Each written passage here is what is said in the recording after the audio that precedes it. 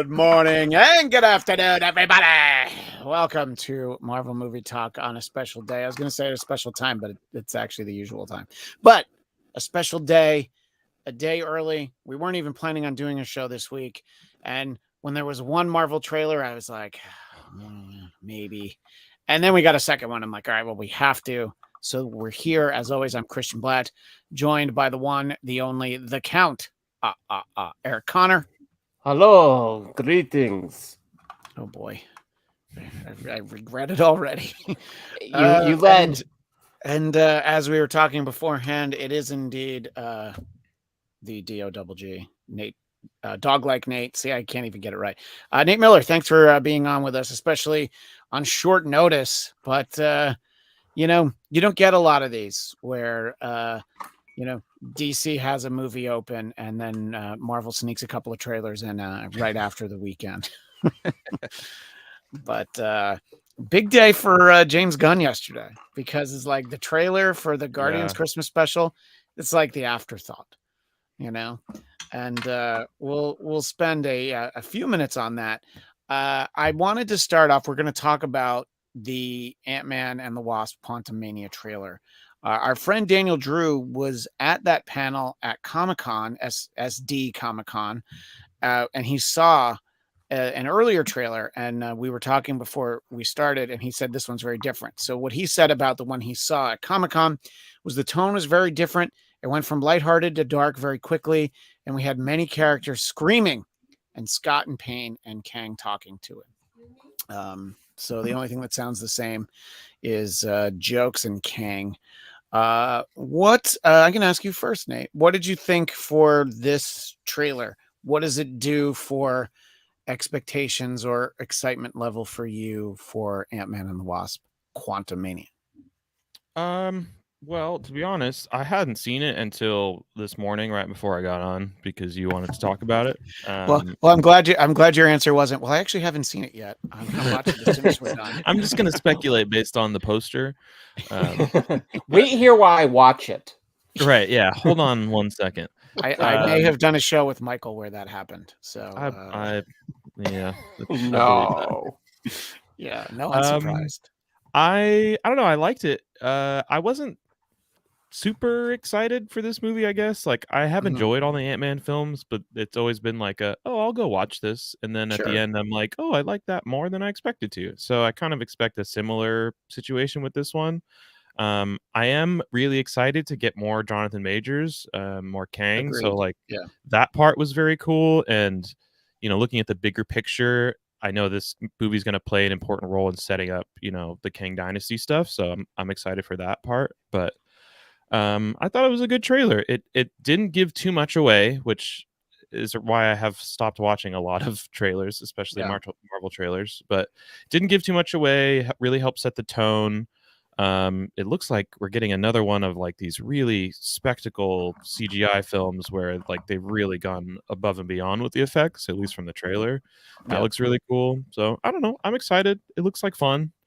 I don't, I hate being disappointed, so I don't want to get too hyped about it. Right. Yeah. And there's what is that? 4 months, really. It's, I guess, 3.5. So it's still going to be a while. Eric, like me, were you disappointed that no Randall Park in this trailer? Yeah, it's Randall Park's universe. We're all just hanging in it. I think this is looking like first of all, hello from my little Ant-Man. Oh I think this is a McDonald's Happy Meal toy. I have a wasp from McDonald's Happy Meal upstairs, and I didn't know we were going to be doing show and tell today. I'll have to bring wait till we get to Guardians. This is only the beginning. I've got a live raccoon in my garage that I'm just going to open the door and he's going to come in. It was live at the beginning of the taping. We'll see. Well, look, I taught him how to shoot some lasers, so it should be good. Anyway, sorry. That's all you need. One thing about this trailer, as I'm watching it, I was thinking about how they pivoted with Thor.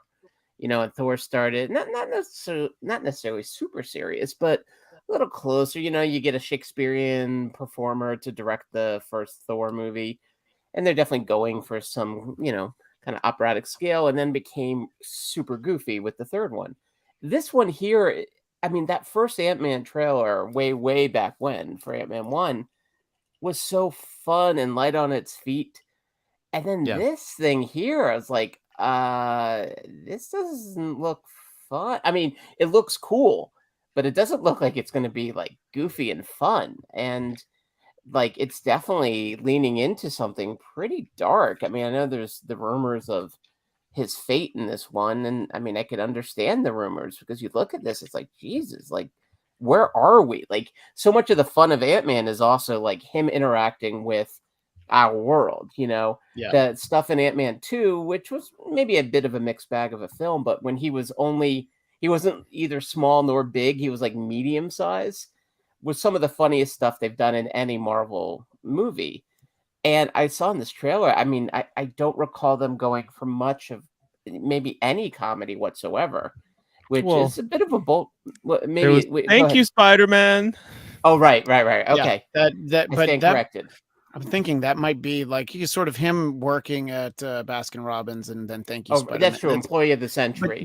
But really, the only actual joke is thank you, Spider-Man. You know what I Right. mean? So yeah, you're right though, And then because they and it's usually lean going, into, especially with Ant-Man, they lean into the comedy. Yeah, yeah, and then also like the whole landscape, the whole world, it's like so CG heavy, and I mean the visuals look cool, but they, you know, I don't know. That's my concern, I guess, is how I'd put it. Oh, you almost got no, yourself you know, blocked there. I'm taking a chance that just showing it, but I'm showing it off Twitter. I'm trying to see what works, because if this episode gets taken down, I'll apologize to everyone. But when you play it off YouTube and you can hear it, that usually, I know there were a couple of notes of Elton John in there that he is very litigious. But in sort of what you're talking about, yeah, this idea of like, yeah, they're using Goodbye Yellow Brick Road. It's like, yeah, no, you go off that Yellow Brick Road, crazy. You got flying monkeys, you got trees throwing apples at you. So yeah, the bad stuff happens. Yeah, I mean And the Wizard of Oz parallels, at least even just from the trailer, are very apparent. So like using the song, I thought was a nice choice. yeah, no, I Oh agree yeah, 100%. And then they also sort of, they definitely warp the music at one point when they're in the quantum realm, probably at this part, but I'm not going to use an example of Wh- that for, why don't you for, sing for along to it, Yeah. Christian? I'm that'll sure be nope, that'll be you'd bear that'll be fun. a different version of this. That's the Patreon version of this show. Yeah. That's right. You gotta give me $5 a month if you want to hear Eric and I sing. Nate can opt out. And then you can also help me raise funds for a beloved chatter. In any case, sometimes jokes are just for us. That's all right, though. But you look at it and you're just like, oh, yeah, to Nate's point, when you're going to be CGI heavy, oh, it better look good, And from what we saw in this trailer, it looked good. And the big reveal of Bill Murray is interesting because he's not canceled, but there's a little talk about him right now. There's a film Yeah. that shut down production for a bit. Maybe they'll maybe replace forever. him. Maybe they'll replace him with Dan Aykroyd like they did in Caddyshack 2. Yeah, I mean, Now that would be funny. actually would be To funny. CG him in, Yeah, as his character from Caddyshack 2. that was a much better replacement of replacing Rodney Dangerfield with Jackie Mason. But this isn't the first time we've talked about Caddyshack 2 on this show. I know it's not. As it shouldn't be. You just bring it out of me. Because it is show and tell, by the way. I do have an Elton John bobblehead as well. So Oh, you went to that Dodger game where they gave those away? that Or might have been some- an eBay purchase. I won't lie to you.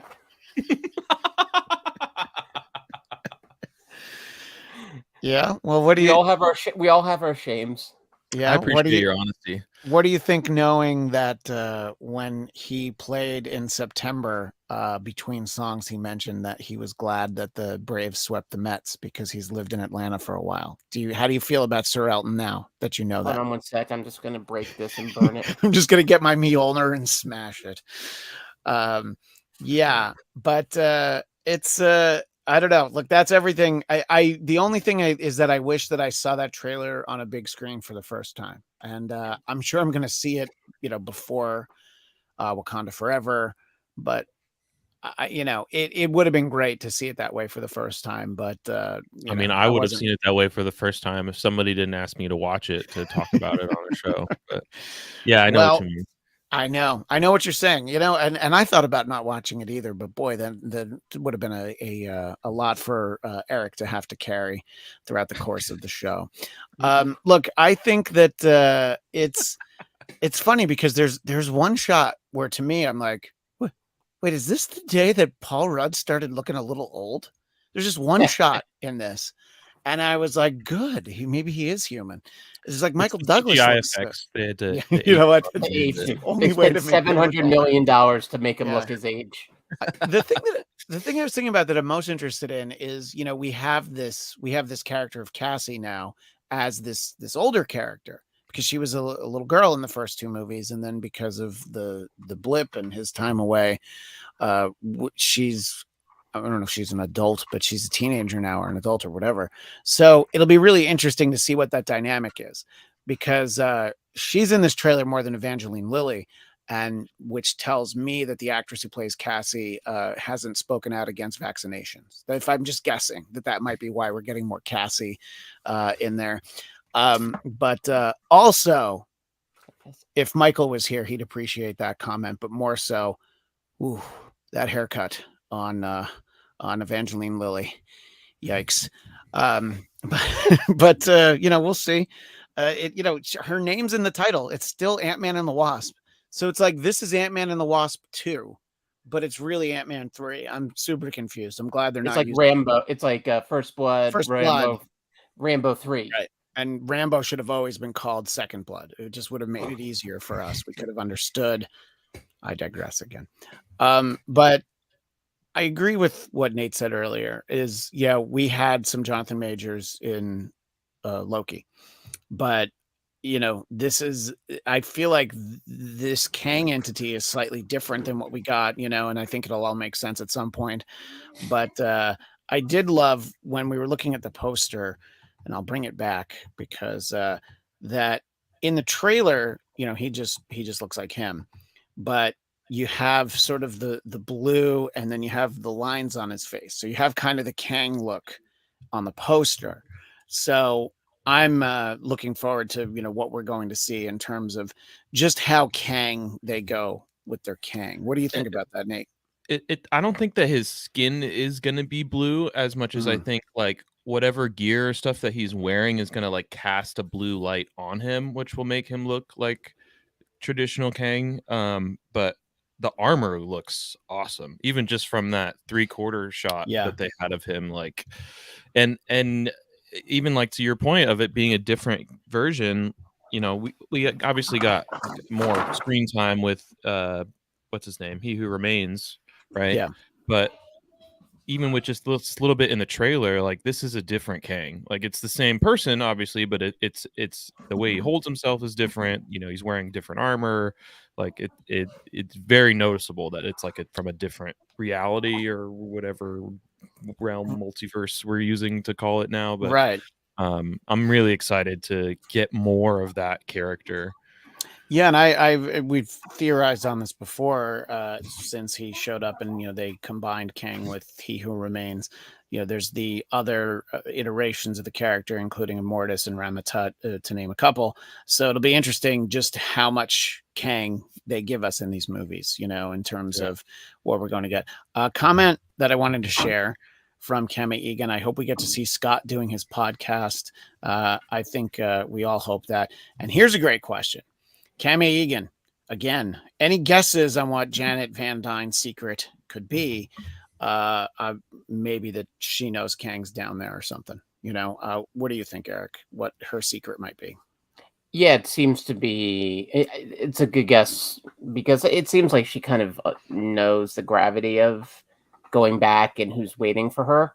And maybe the idea of like, right, they kind of are the reason he's out, the reason he's there. So they might be the ones who knock the proverbial genie out of the bottle.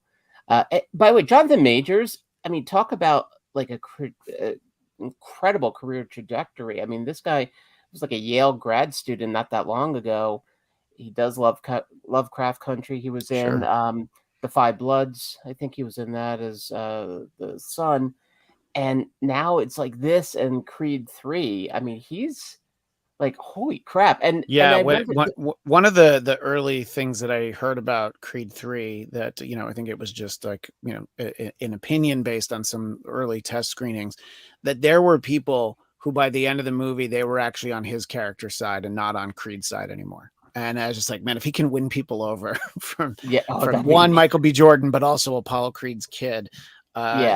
I think I saw, before I saw Black Adam, I saw a trailer for Creed 3, and I'm like, all right, yep, that looks like it's going to be great. Yeah. And like you were saying, Nate, like, yeah, his whole body language shifted. And I mean, he played He Who Remains like so wonderfully strange. Like a dude who has been kind of stuck for a few millennia. Yes. It was a bold choice, and he totally nailed it. And then he had that great line, my other variants are not quite as forgiving as I am, or no, you don't want to meet my other variants. And I was like, that one line, all of a sudden I'm like, oh shit, like, yeah, because we know we're so excited for Kang. Mm-hmm. He is such a talent, this dude. And I mean, this year is gonna be his year, which is pretty exciting too.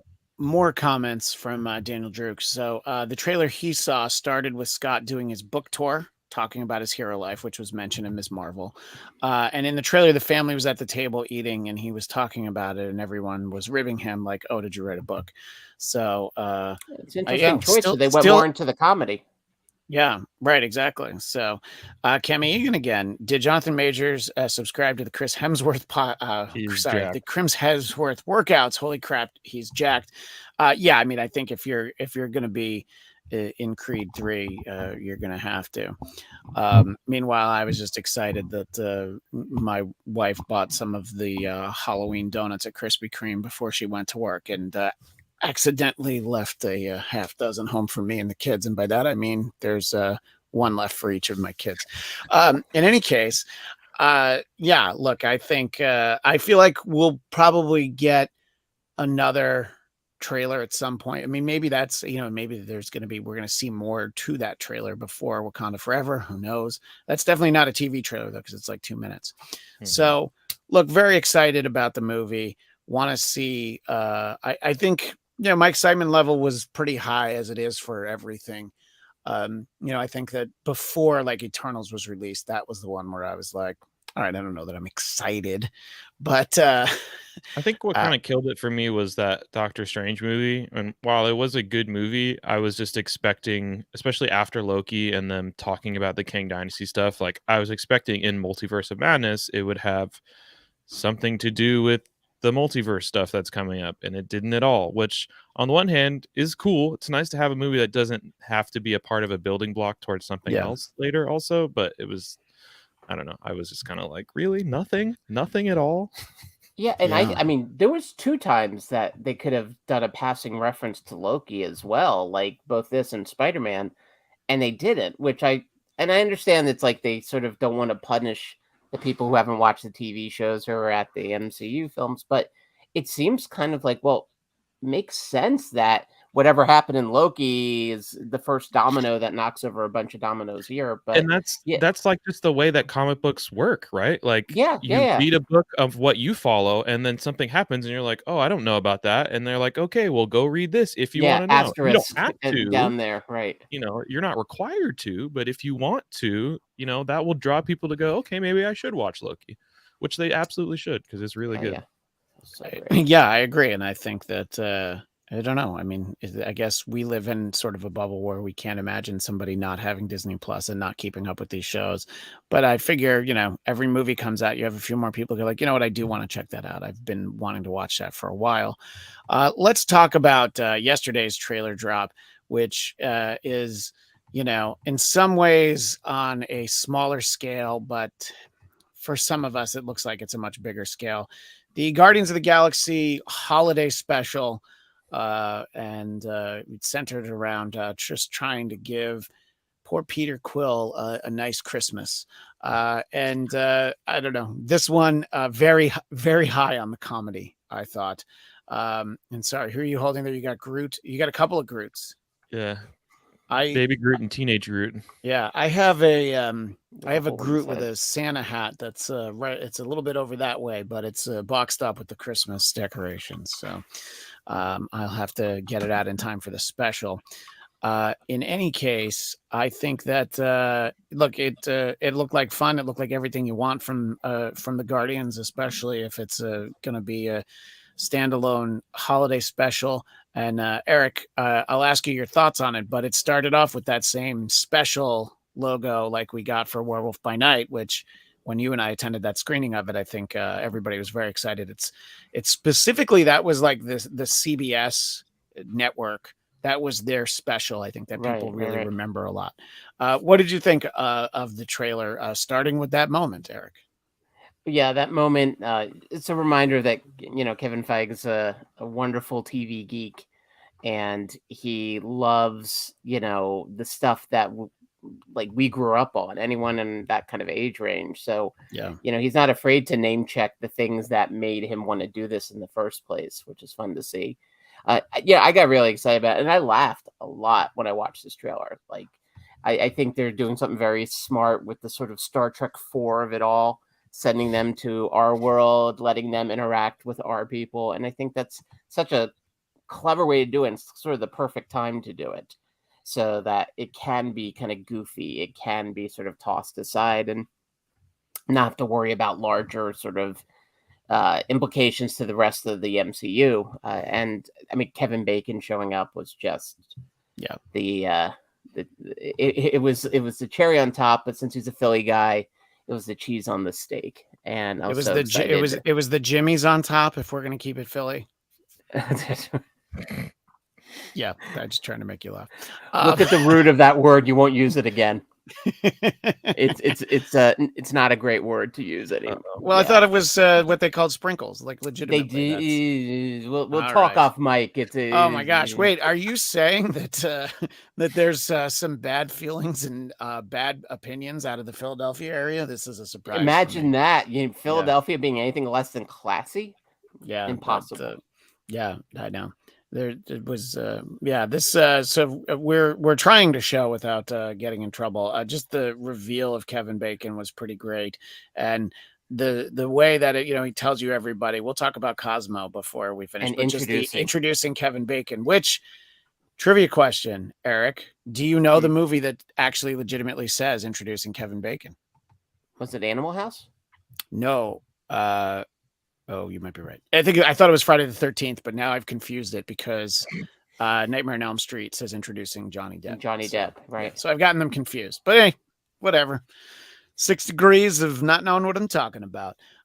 Look, that it's great that it's going to be a side story. That all indications are that Guardians 3, this trailer that still no one has been able to leak.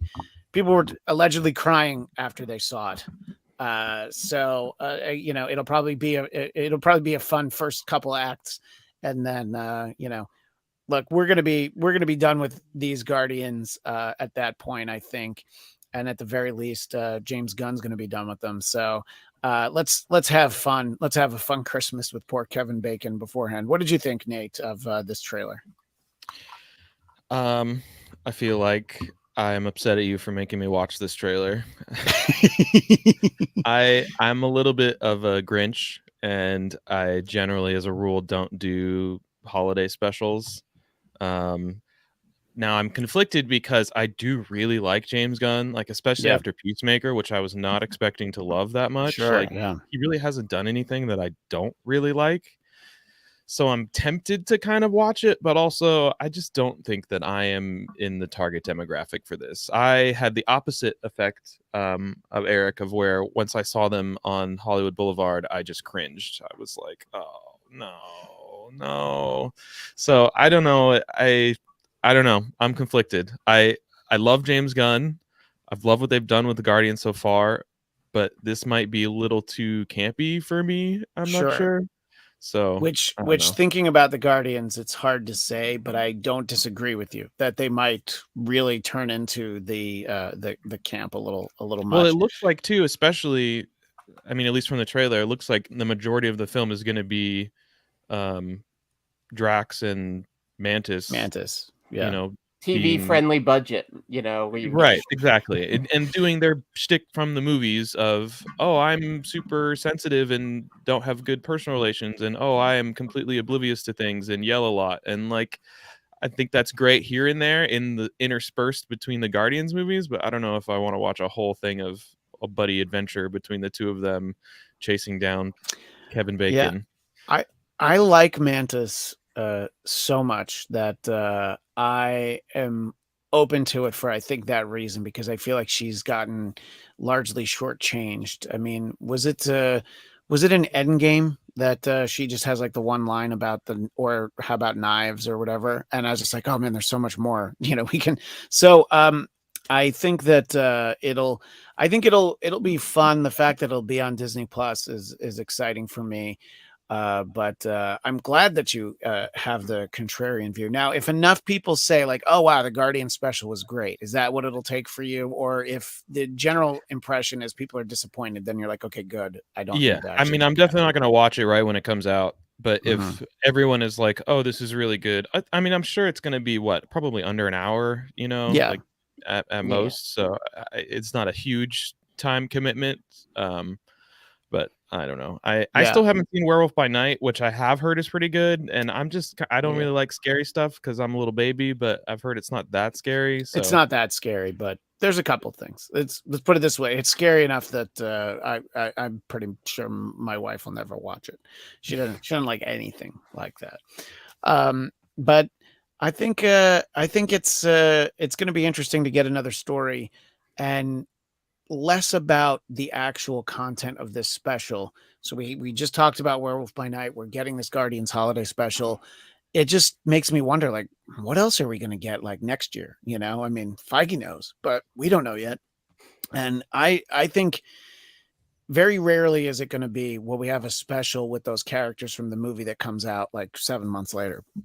You know, it'll be more like Werewolf by Night. I'm just excited that they're open to this format. You know, we've gotten some really interesting characters series wise, but then, you know, well, I don't know that we could do a whole series of Werewolf by Night, but let's try that, you know? So I'm excited to see sort of what it means for the future, less about the story. I think the story will be fun, and, you know, just excited for Kevin Bacon. You know, I think he's still trying to get some of that Bernie Madoff money back. So if you guys never have, there's an interview out there where the interviewer was told not to ask him about it. And I need to find the interviewer asks him about it anyway. And he's just like, what do you want me to say? It's very uncomfortable, but I knew Eric would. It's fabulously uncomfortable. Who's it with? Do you remember? Oh, it was the guy who played Eddie LeBeck in Cheers. The one he died a couple years ago. Oh, yeah. I think he used died to from be on Stern's embarrassment. Network. Yeah, Shuli worked for a show. Why can't I think of that guy's name? Remember all this stuff. We don't get out much. The other part of my brain has yet to wake up. Yeah, you know what I mean? Like I've grown up, and this part of me stayed young and dumb, and it never matured. So thus. Jay Thomas is the. But then ask me the name of my kid's teachers. Jay Thomas is the name of your kid's teacher, Thomas. so it actually works out really well. Yeah. Jay Thomas comes along a couple of times right when a show's about to jump a shark. There's like season 3 of Mork and Mindy. It's like, why do they hang out in this deli all the time? Why does that guy have so many lines in this episode? Jay Thomas. Anyway. I think that even though this is, of course, Marvel Movie Talk, we're talking about James Gunn. We alluded to it. The other big news, which I think is a great choice, that he's going to be sort of the other half. He's going to be half of, like, essentially half of their Kevin Feige for DC. And I think on the strength of Peacemaker, it's a great decision. I think that they have clearly moved on from Zack Snyder, which is a very divisive statement to make. I don't even think I think I'm going to be Marvin in Pulp Fiction and just say I don't even have an opinion on that because I'm afraid of the reaction to what my opinion is about moving on from Zack Snyder. I'm not scared. I think it's good. I think it's unequivocally good. Yeah. And so James Gunn and Peter Safran will lead the film, TV, and animation division. And just from what we got from Peacemaker, just the way that clearly, the affinity he has for these characters, and I'm talking about the DC universe as a whole, the fact that he was able to make a joke about Aquaman having sex with fish, and just like, yeah, let's lean into that a little bit. Like, you don't want the whole universe to be that, but his movies aren't, Guardians isn't just all the jokes, you know what I mean? Mhm. So I think it'll be a good balance. And I think that the Snyderverse approach, where it was never even remotely funny, well, I think that took a lot of the fun out of superheroes, what do you think about this news overall, Nate? I don't know. At first I was really excited because even though I'm much more of a Marvel guy, I like superhero stories. So if the DC movies and stuff is good, like I'll watch it. I think that's Yeah. great. But then I was thinking more about it, and there's just a couple red flags to me. One is having two co-heads. Like, part of what makes MCU stuff work so great is that there's one person in charge, and he just so happens to be a super large Marvel nerd and really great at producing, so that's turned things out great. So I can understand them wanting to kind of split up those responsibilities. But I also think that not having a central mind on what's going to happen and having, two people that have to decide can sometimes lead to problems, especially when you're talking on the large scale that they're going to be working on. And then my other concern is, like, so is he not going to be directing stuff anymore? Is he not going to be like directly making the content? Is he just going to be EPing? Because I think he's got a great eye and he knows the world and stuff, but also, like, I want him to make stuff. I want him to do the Superman movie. I want him to do the Justice League movie, or Right, and maybe the that's Lantern part of the Corps or reason whatever, why right? Like, it's a shared title, and that's because what I was Yeah. thinking. So Yeah. then because I overthink everything, then I'm like, is it even really a shared title, or did they just offer him that so he could get paid while he basically builds up the universe himself, directing the movies?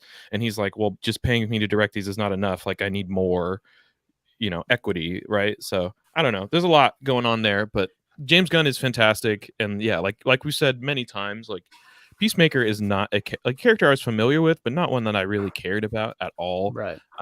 And him going from that, his take on the Suicide Squad, which is exceptional, and then taking that character and making that whole show around what is really just like a joke character and making it actually have heart and good action scenes while also being funny. Like, he really set the tone for what superhero movies are now with the first Guardians, like adding this fun element while still keeping the action and some drama stakes.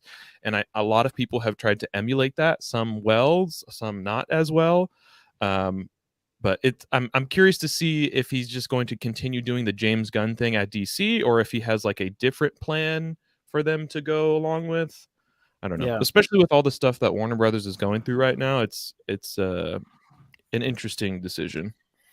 Yeah, I mean, my impression is that he will still direct. I mean, obviously things can change, but his earlier comments gave the impression that he would be doing Peacemaker season 2. But who knows? Maybe his plate will be even fuller than he expected. It's interesting, Eric, of course, that this never happens if there isn't sort of a Twitter mob out to get James Gunn. And he gets fired off of Guardians 3 before getting hired back, and being fired just long enough to be like, oh, hey, let's have you do the Suicide Squad. And then, he might have never left Marvel if not for that. But what do you think of the news, Eric? What do you think it means? And, on the heels of, having a, I don't know, moderately successful movie in Black Adam released last weekend. Yeah, well, what's interesting too is, okay, so Suicide Squad to the Suicide Squad. I'd be hard pressed to think of a better example of like a sequel that is so many worlds better than its original. Like number one to number two. And I was even trying to think about that as you were talking to me. It's like, okay, was there one that where, I mean, there's definitely like X-Men 2 was better than X-Men, Spider-Man 2 better than Spider-Man, but Suicide Squad, the first one, is one of the worst comic book adaptations we've ever had. The Suicide Squad, though not perfect, was so fun. and so Agreed. exciting, and it had good action, and it really did a lot.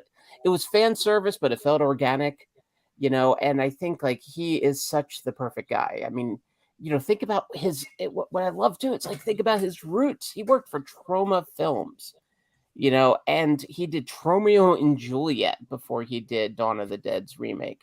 So this is a guy who's really done everything, from the lowest of low budget to the highest of high. And he is a wonderful storyteller. I love his horror movie Slither, which I thought was so fun. And so he's like such a great storyteller. It's such a good point you're making, Nate. Like, yeah, the concern is, does that mean he's going to be not directing? Because that feels like you're taking one of the best equipped comic book directors off the table. But I agree. I think he's probably part of it is like, okay, I will direct this one, but between them, I'll be keeping an eye on all of it. So, he just got married again. He's going to be pretty busy, but he is the right guy at the right time. And the fact, by the way, that the Suicide Squad did not make much money at all. Now, Right. given it was a COVID release, so everything's a Well, little, it was crazy. it was also an HBO Max release. Right. It was So day and date HBO Max. Yeah. they kind of clipped his wings on that, Yeah. but the DC still realized, no, this is a guy we need. He's got a vision for things. He knows how to find humor and heart. He knows also, and one thing that excited me when I saw that announcement is like, okay, now we're going to get Booster Gold, Swamp Thing, Firestorm. I mean, you're going to get some really fun fringe characters. I think like now maybe leading the charge for future DC movies, or at least if not leading the charge, at least getting screen time. So that's, he was such a great choice. And hopefully, I don't know who this other person is. He looks like he's got a fair amount of Botox. But beyond that, I know nothing of him. But with James Gunn's brain and him getting that title, that means they obviously trust him. Well, it's interesting because they already... Go ahead. That's okay. Yeah, they already moved away from, they had somebody that kind of was in this role for like a minute, and it was the person that didn't want Henry Cavill to be Superman anymore, which, it's a choice, it's a decision, but it seems like that is something that a lot of people at least are interested in. So, and to Nate's earlier point, Kevin Feige didn't have the reins entirely. That other guy was Ike Perlmutter, right? And they had to choose, and I think they chose wisely because this guy kept getting in his way, and he would have left. Kevin Feige, oh sure, maybe for this job, actually.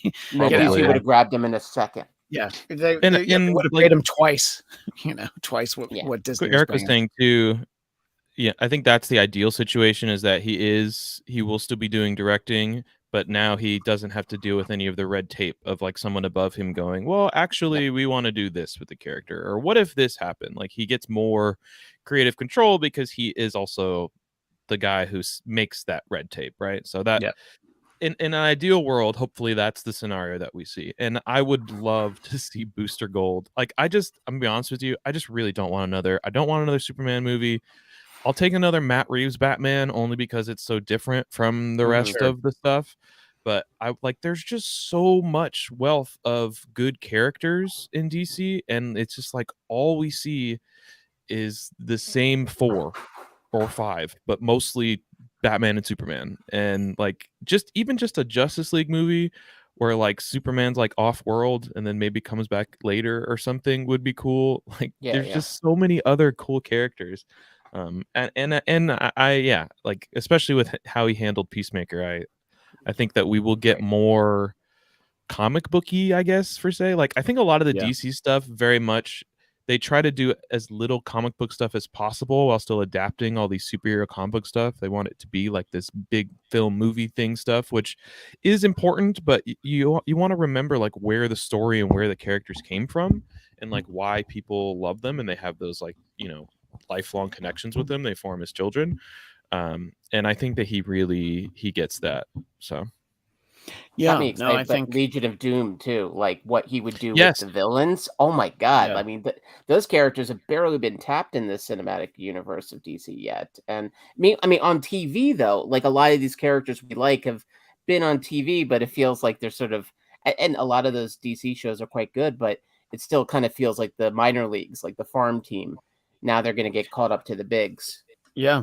No, it'll be interesting to see if Warner Brothers is ever in a situation where they can actually spend money and release the movies that they've already made, which was not the case earlier this year. Before we wrap up, earlier in the chat, Dominicus Saxon talking about the Guardians holiday special, hoping that Drax and Mantis run into Madison in Hollywood. Cami Egan likes the idea because she gives Mantis Cosmo. And imagine Mantis drunk. Imagine if we ever see Madison again. It'll be all right if we don't, but it might be funny if we do. In any case, that was a little bit of a shorter show, but even so, still longer than I thought it would be. But glad that we were able to chat with everybody and share our thoughts on this. If you do want to see my thoughts along with some other friends at 3 p.m. Pacific, 6 p.m. Eastern, we'll be doing a live Blackcast on this same YouTube channel talking about Black Adam. So join us for that. And this show will be back soon. I don't even want to say it won't be on next week because I didn't think it was going to be on this week. But we'll be back soon, obviously, talking about Wakanda Forever before you know it. Follow me on Twitter and Instagram at ChristianDMZ. Nate, where can people find you? I am everywhere at Dog Like Nate. It's dog with 2 G's, not to be confused with Snoop Dogg. Also with 2 G's. With 2 G's, yes. Yeah. And of course, Bacon, Connor, where can people find you? Connor, not quite everywhere, but between Twitter and Instagram, you get enough of me. Yeah. Well, thanks to everyone who jumped into the live chat, even when we aren't usually on this day, and we told you we wouldn't be on this week. We appreciate it. As always, as Cami Egan says, and as the great Stan Lee would say, Excelsior!